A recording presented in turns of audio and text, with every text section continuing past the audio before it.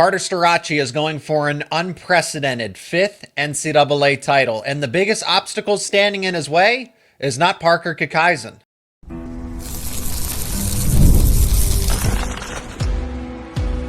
You are Locked On Nittany Lions, your daily podcast on the Penn State Nittany Lions. Part of the Locked On Podcast Network, your team every day. You are locked on to Penn State Wrestling. Thanks so much for making Locked On Nittany Lions your first listen and watch every single day. The #1 Penn State sports podcast out there. And I am your host, Zach Seyko. He is the voice of Penn State Wrestling. That is Jeff Byers over on the other side. Also hosts a morning show, part of Fox 98.7, the Fox In-State College, the Fox Sports Radio affiliate. And today's episode is brought to you by the all-new 2025 Nissan Armada. Stay with us for the Armada Team of the Week later in the episode. Well, we're going to talk about Carter Starocci first in this part one of part two of two parts preview of the NCAA tournament. So similar to our Big Ten preview, we're going to go through all the weight classes, but I think it's fitting to start with 184, finish up with heavyweight, but that's on the other side of part two. But that is what we're doing here. Every single weight class is going to get a breakdown here, starting with Starocci. And we're also going to answer the question, does Penn State reset those same records they broke a season ago? Do they make history once again? Starocci's going for that 5th NCAA title, Jeff. And obviously it's unprecedented because of the societal circumstances that we underwent as a planet. But Starocci now has this opportunity to go 5 for 5 for NCAA titles. And his biggest obstacle is not necessarily Parker Keckeisen. Now, I think they're close, and I think Keckeisen is going to give him a run, obviously, in the NCAA final. That's my expectation, but it's the pressure. And we've talked about this. The pressure is going to be massive for what Starocci is doing here to make history that nobody else is going to be able to ever do again. Yeah, and I think I will say the more I got up to practice the other day, and Carter just seems dialed in and really focused on just working on some little things technique-wise and getting a little bit better every day as he has done throughout his career. So while the pressure is unquestionably there, I do think he has the right coaching staff to manage it. And really, I think he has the right personal makeup. He's just such a competitor. He embraces these opportunities, and I think it's a part of him that's hoping he gets significantly challenged and wants to be able to show once again that when needed, he can provide the grit necessary to go get a big win. And yeah, there's at least 3 outstanding guys there: Starocci, obviously Keckeisen, and then McAnally. And that's not to say Dustin Plott or even a guy like Jackson Smith couldn't get hot in this tournament or hit a big move. But, I certainly am expecting that Carter gets to the finals and it'll be one of those two, McAnally or Keckeisen, that'll be his opponent. And I think either way, if that is the case, you're in for a heck of a final, and he will have to earn that 5th national title.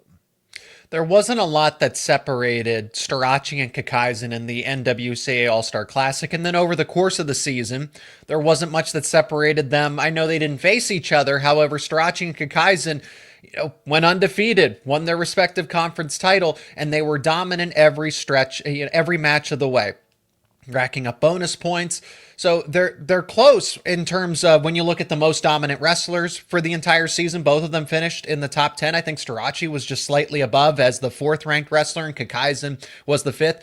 These two are depending on who wins this 184-pound title, if and when both of them get there. We seem to agree that that's going to be the championship. Maybe McAnally throws a wrench into it, but I don't see anybody else outside of that at 184 just because of how good Starocci is, how good Keckeisen is, and how quickly McAnally has become an elite wrestler as a redshirt freshman.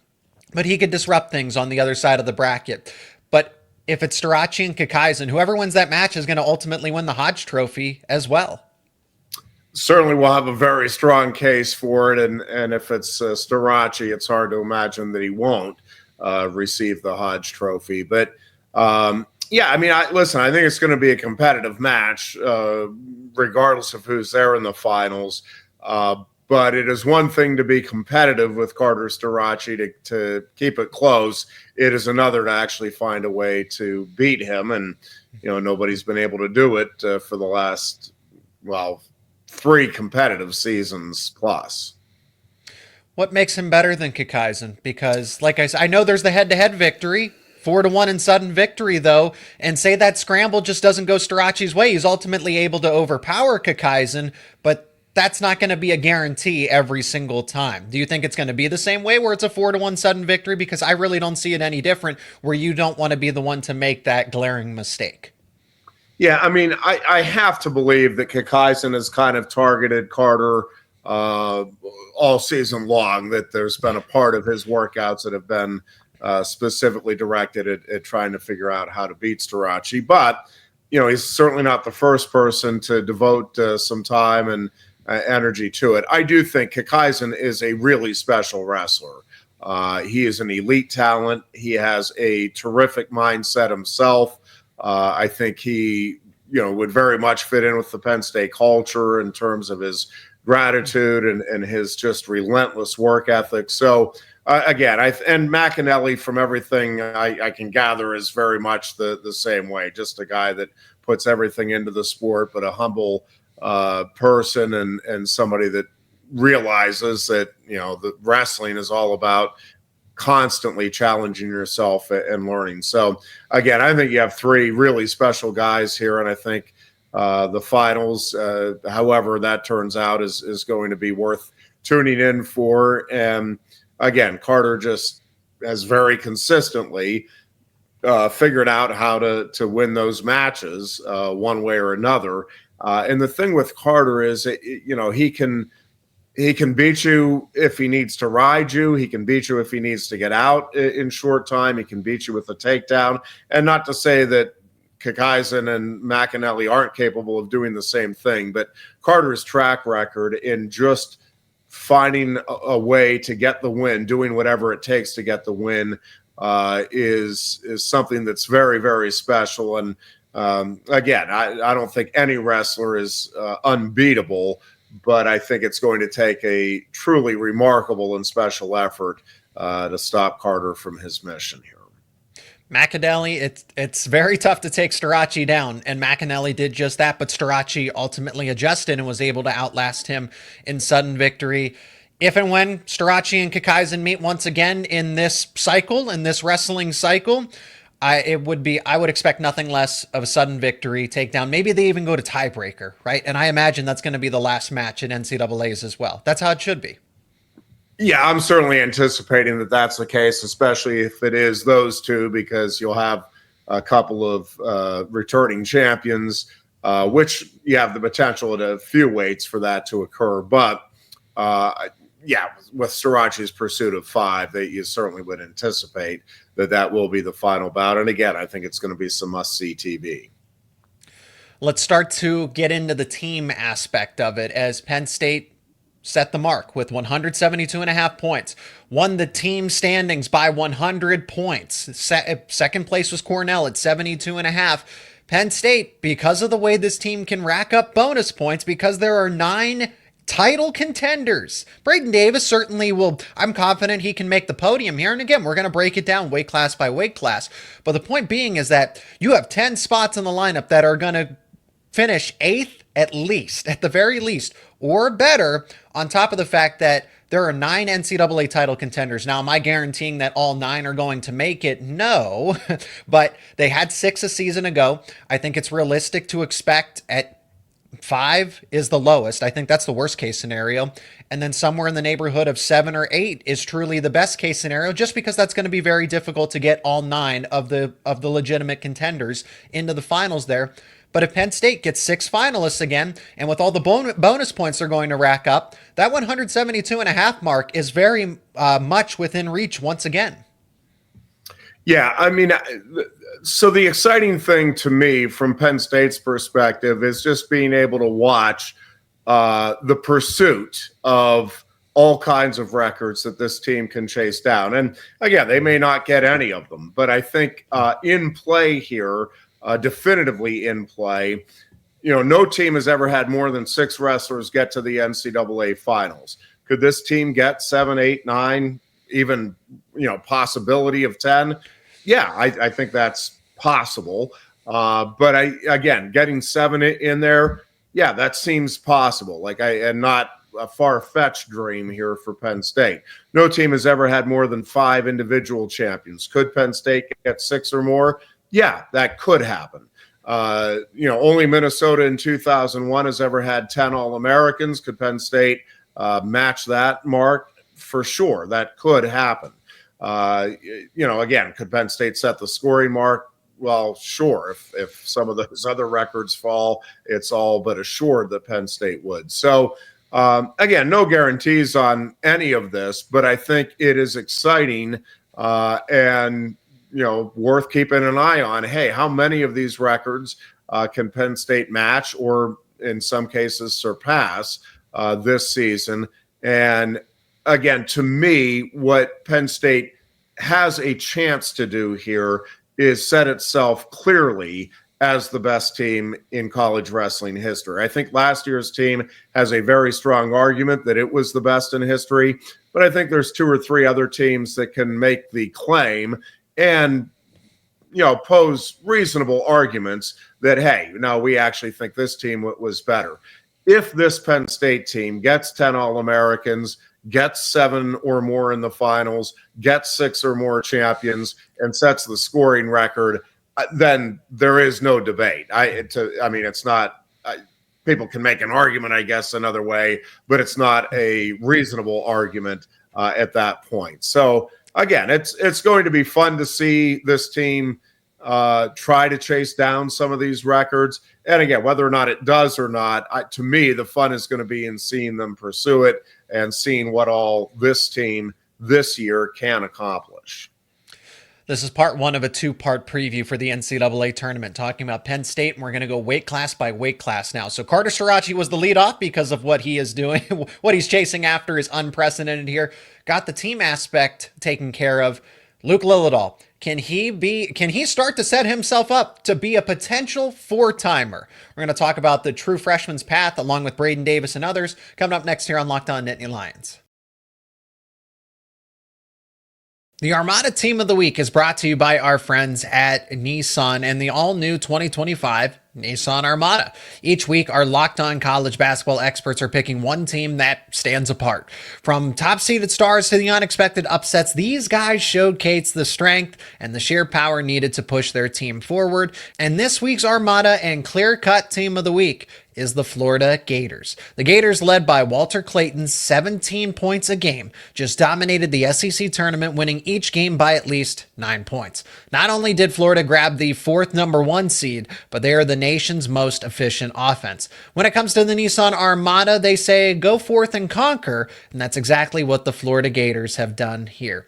It's clear that our Team of the Week is out here ready to conquer the road ahead with confidence, just like you can in the all-new Nissan Armada or any of the Nissan's outstanding vehicles. Take the Nissan Armada, Rogue, or Pathfinder and go find your next big adventure. Shop at nissanusa.com. That is nissanusa.com. Today's episode is also brought to you by Fabric. Life moves fast, especially when you have a family. One day you're watching your kids take their first steps, and before you know it, they're off to college. That's why securing their future is so important. Fabric by Gerber Life makes it simple to get term life insurance that fits your family's needs. With Fabric, you can apply for term life insurance online, right from your couch. You could be covered in under 10 minutes, and in many cases, no health exam is required.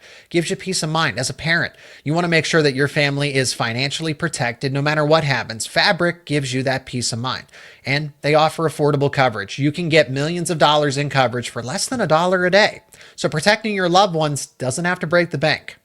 And it goes beyond life insurance. Fabric also offers free digital wills and access to investment accounts to help you plan for your child's future. Join the thousands of parents who trust Fabric to help protect their families. Apply today in just minutes at meetfabric.com/lockedoncollege. That is meetfabric.com/lockedoncollege. Policies issued by Western Southern Life Assurance Company, not available in certain states. Prices subject to underwriting and health questions. For the second consecutive season, Penn State has a true freshman as the number 1 overall seed at that 125-pound bracket. Luke Lilledahl winning Big Tens, ultimately taking out Caleb Smith again in the championship. But the bigger giant Slade was ultimately Matt Ramos, who was the number 1 ranked wrestler at 125 and did it so pretty decisively, was in control from start to finish here. His path is obviously not easy. This entire bracket is not easy. There's really no favorable matchup here. He's going to have to most likely go through the reigning NCAA champion, Richie Figueroa. If he does happen to make the championship, it's Matt Ramos might be waiting there, Troy Spratley of Oklahoma State, Jet Strickenberger of West Virginia. There are a lot of names on this bracket that, just to name a few, that are true NCAA title contenders. I think there's a give or take 9 or 10 that could legitimately win here at 125. But the difference, everybody's going to make the comparison. Well, Braden Davis struggled as a true freshman. The stage was too big. That doesn't apply here necessarily to Luke Lilledahl because of his pedigree that he came in with. He's a former world champion. He's been on a stage, you could argue, that is true. Yes, Worlds is bigger than Nationals when in reality, but Lilledahl's been through this experience. He knows how these tournaments go. He knows what's at stake. Yeah, and he's just such a special kid. I mean, he's got the right mindset, the right attitude, and I think he has a ton of confidence, obviously, coming out of the Big Ten tournament.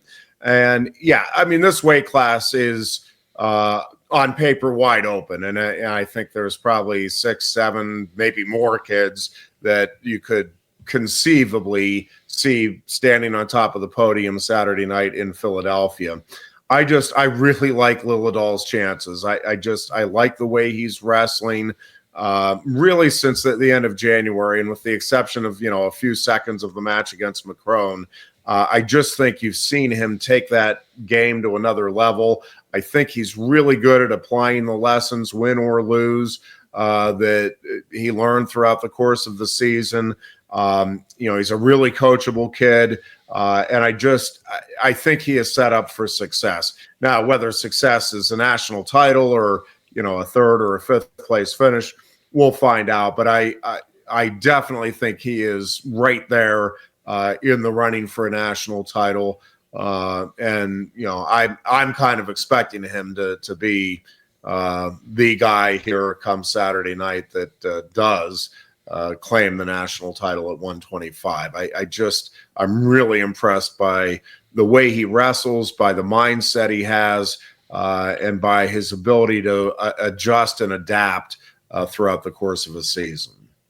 That's my expectation too, is that he's not necessarily going to be the favorite because of how crowded this weight class is, but a major decision against Matt Ramos doesn't exactly happen by accident. We've seen him defeat. Now, it's tough to defeat somebody 3 times. Caleb Smith of Nebraska is probably someone he's going to meet Friday morning in the quarterfinals. Yeah. I think Smith is, even though he's the 9 seed, I do believe that he is better than Sheldon Seymour just from the eye test. That's purely the eye test there. But Lilledahl's has defeated him twice, and they've been close. They've been close. I think the most challenging match out of all of them is that potential of seeing Richie Figueroa in the semifinals. If he gets to see Matt Ramos in the championship again, and that's a rematch there, I don't know that that's necessarily the toughest one that Lilledahl would face along the way. Yeah, again, to me, this is just going to be, all right, let's see who's hot in this tournament. Let's see who's fighting a way to win in this tournament. And, again, I think from the quarterfinals in, it's really anybody's game. It's just a one match at a time. Let's see who can come out on top. And I think to a large degree, you can throw away any regular season results. I just think this is all about who's ready to go and who, again, can come up clutch in the clutch moments over the final few rounds of the tournament. Is it a guarantee that Ramos and Lilledahl even are the most likely duos in the championship, really? As much as I like Lilledahl to get there from his side of the bracket, Eddie Van Treska of Virginia Tech is a 3 seed. Again, Jet Strickenberger won a Big 12 championship. Troy Spratley has been really impressive for Oklahoma State. Nicolas Rivera is just somebody that I can see as a bracket buster, really, out of Wisconsin there. So is it even a guarantee that Ramos is that opponent in a hypothetical championship? Oh, no, I don't think there's any guarantees in this weight class. And I think it's going to be fun for the fans to watch. Again, I'm not going to be surprised if it's Lilledahl and Ramos at the end of the day, but also won't be terribly surprised if neither one of them are in the finals. I also don't want to leave out Vincent Robinson of NC State. He is the 4 seed. He's another one of those title contenders. But in that quarterfinal matchup with Richie Figueroa, I'm going to side with the Arizona State wrestler because he is the defending national champion there. So that's 125. Braden Davis at 133. Look, Cael Sanderson gave another vote of confidence to Davis that they like the direction that he's headed in. He's probably at his strongest that he's been all season, which bodes well for someone that's going to be overlooked in every single conversation around Penn State going into this NCAA tournament. And maybe that underdog mentality pays off for Davis. Everyone kind of views him as, the weakest link of the bunch, if you will, and that has to do with the fact that everybody is a top 4 seed aside from him. But he's still a strong contender to make the podium one way or another. Now, he's got to go through most likely Braxton Brown of Maryland if and when he does meet Lucas Byrd in the quarterfinals. So it's not an easy path. No, but again, there's not an easy path for any of these guys. You don't get an easy path to the national title. No matter who you are, and that includes Gable Steveson and Mitchell Messenbrink and whoever else you want to throw in there as a prohibitive favorite. You got to go earn it against some outstanding competition and some outstanding coaches. Again, these guys all are trying to peak here at this time of the year, and you've got a lot of really good coaches in terms of scouting, breaking things down, knowing what opponents do, and that's what makes this tournament so exciting and to me such a big deal if you are able to come out on top. And listen, I think Braden probably embraces the underdog role, and I think he is very much looking forward to the opportunity, if he gets it, to wrestling Lucas Byrd again and making some adjustments in that match. And again, to me, Braden Davis is right there, is capable of beating anybody in this weight class. And there's probably, 10 to 12 guys that are capable of beating him in this tournament. So again, you just got to be ready to go every moment of every match. And I think Braden will be. I think he learned some things from last year's tournament. I know he's learned some things throughout the course of the season. And I think he'll be ready and raring to go. And again, we'll just see how it all shakes out. It's another weight class where there's just a lot of really good guys. And I think it's one of the tougher weight classes to kind of predict how things are going to go, both in terms of the national title bout and really trying to figure out who the 8 All-Americans are going to be at the end of the tournament. Oh, absolutely. This is a crowded weight class. Lucas Byrd of Illinois is most likely the matchup that everyone's expecting is Byrd of Illinois and Drake Ayala of Iowa as those 1 and 2 seeds. But just to kind of give an insight to this bracket, Kairini of NC State is a 26 seed here. I know he's had a down year, but that is an All-America caliber wrestler that's hiding there as the 26 seed. He goes up against Nick Bazakis of Ohio State. I almost want to pick that upset right out of the gate, even though I've been a huge fan as far as the potential of Nick Bazakis. I know he wrestles for Ohio State, but I like his game, and I've always been waiting for Bazakis to kind of break through, and he did at Big Tens. Nasir Bailey's a 3 seed. Davis beat him in the regular season. Granted, it was 1-0. It wasn't a dominant victory by any means, but it was a win nevertheless over the 3 seed. And then you have guys like Dominic Serrano of Northern Colorado.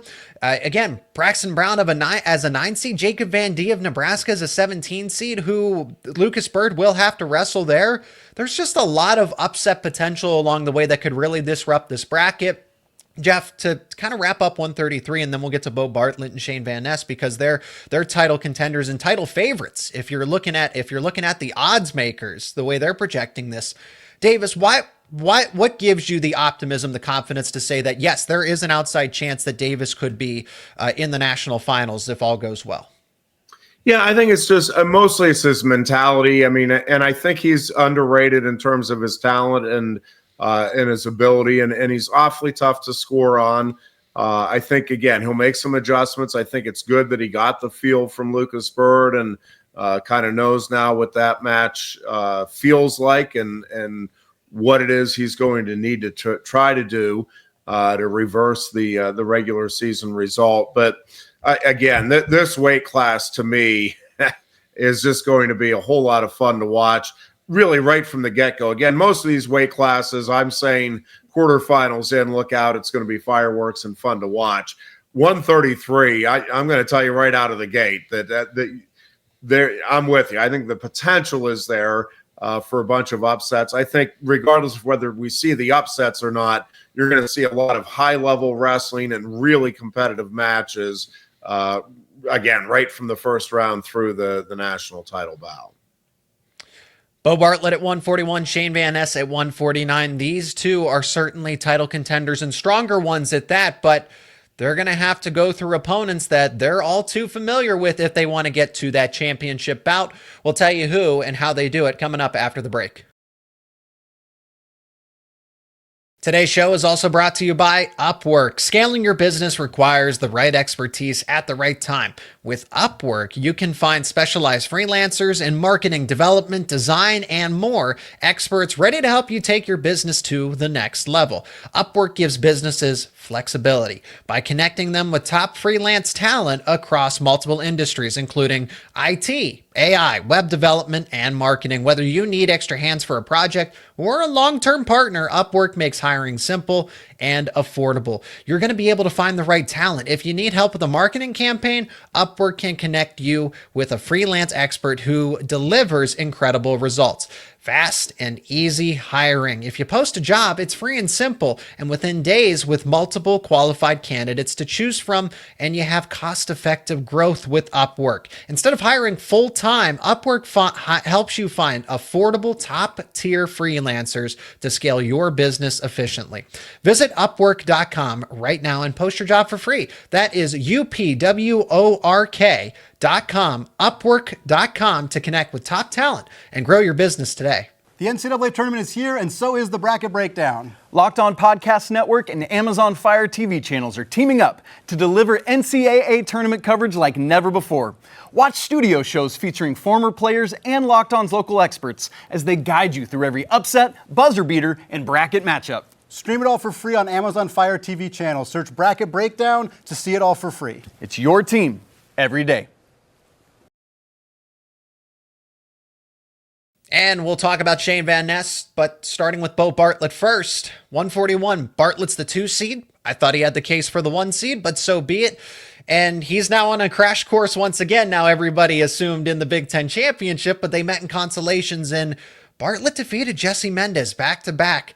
Defeating someone the caliber of Jesse Mendez 3 times in a row. Talked about with Lilledahl and Caleb Smith in Nebraska, but Jesse Mendez, I mean, this is a guy that has his wrestling career ahead of him. I think his best is still ahead, but Bartlett has figured something out here in the moment where it was all Jesse Mendez 3 times in a row, and now, hey, Bartlett can circle the wagons and make it 3 times in a row. But I'm getting really far ahead of myself. Bartlett's path, he would have to go through Tegan Jamison of Oklahoma State, and I don't necessarily like that matchup in that 2 versus 7 seed because I view Tegan Jamison as a 7 seed, as an NCAA title contender. So Bartlett's got to go through Jamison and then eventually Jesse Mendez to go through the quarterfinals and the semifinals if he wants to get to the championship in his final go at this.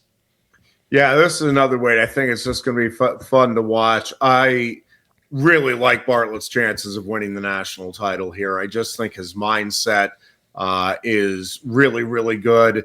I think he is going to let it all hang out in his final go around. And again, if it's not good enough, so be it. The hat's off to whoever beats him. And, Beau's going to go on and have a very successful life and enjoy it. So he wants the national title, no doubt about that. I think he's going to get it.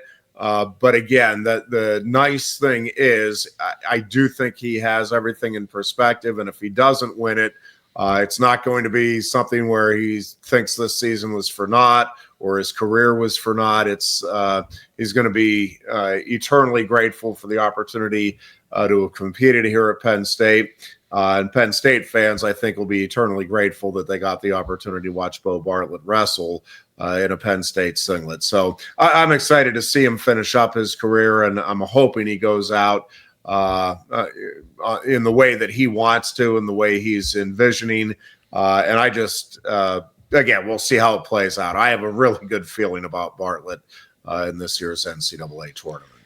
And we've seen Bartlett make those subtle changes here in his final season where he does, aside from the Vance Vombauer dual meet, is he did look like a different wrestler. Aside from that Big Ten semifinal, both the matches against Jesse Mendez. Now, granted, he won both of them, so winning kind of cures all there. But even if he did lose those bouts, I think I would still step back and say, okay, Bartlett did make those subtle changes. He was closer. I do believe in moral victories there, but he did get the tangible victories. And he defeated the number 1 seed in Brock Hardy. The only blemish is the Vance Vombauer loss in the Big Ten semifinals, which was not a bad loss. I mean, it was 5-3. It's not like Bartlett was one takedown away. Vombauer just wasn't giving him a lot. That was good defense and good credit, and somebody that Jesse Mendez has to go through. So this might not be clear, cut and dry as, oh, it's Jesse Mendez versus Beau Bartlett again in the semifinals. No, there could be some disruption along the way. I don't know that Brock Hardy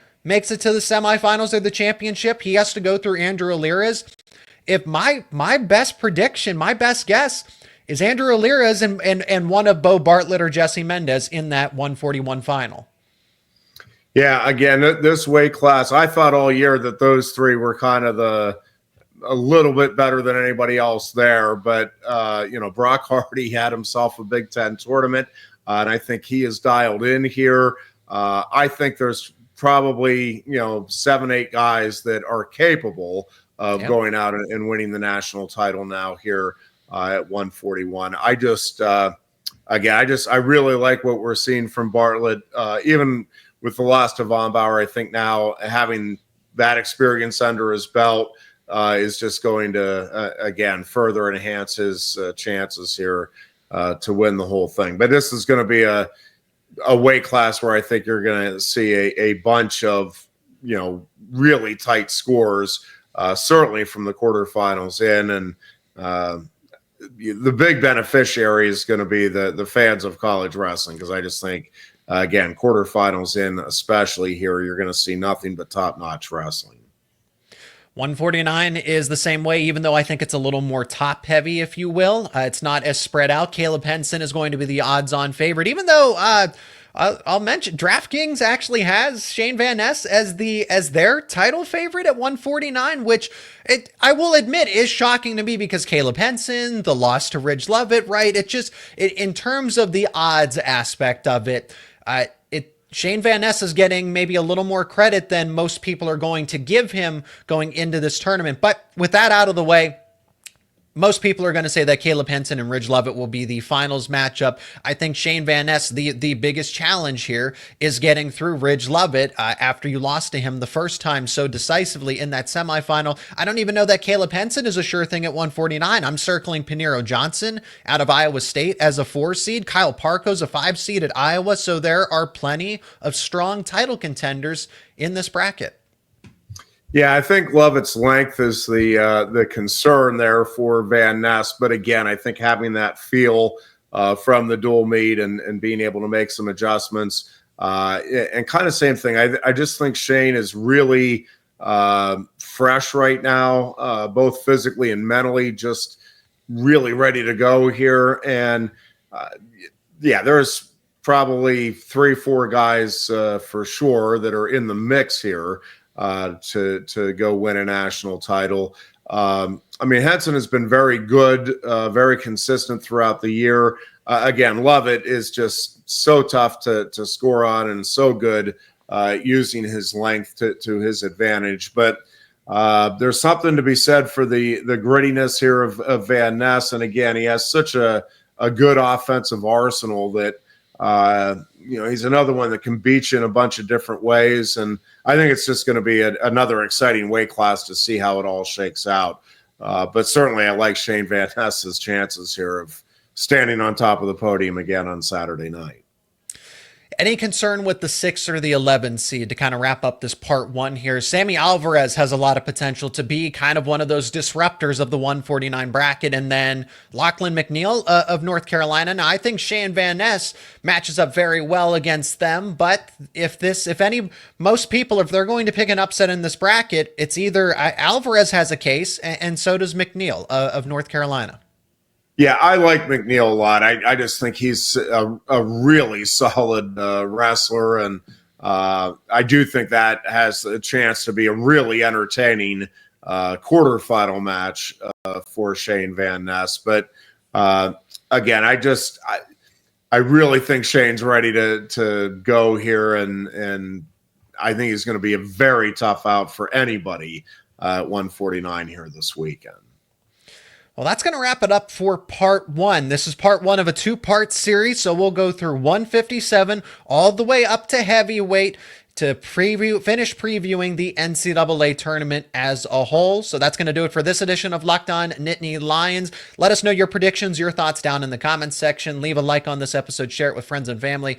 If you're not already, become an everyday or subscribe to Locked On Nittany Lions on YouTube and wherever you get your podcasts so you don't miss these conversations around Penn State wrestling. He is Jeff Byers, the voice of Penn State wrestling. Links to his work outside of wrestling will be down in the description. I encourage you to go check them out. Jeff, thanks so much for the time, and we get to chit chat again in just a moment. But thank you as always. Thanks, Zach. And again, thank you so much for checking out this episode of Locked On Nittany Lions and supporting the show. Thank you for making us your first listen and watch every single day. For your second listen and watch, check out Locked On College Basketball, available on YouTube and wherever you get your podcasts. Locked On College Basketball is hosted by Isaac Shade and Andy Patton. And now that March is here, they help you become the most informed college basketball fan throughout all of the madness. That's Locked On College Basketball, part of the Locked On Podcast Network, where it is your team every day.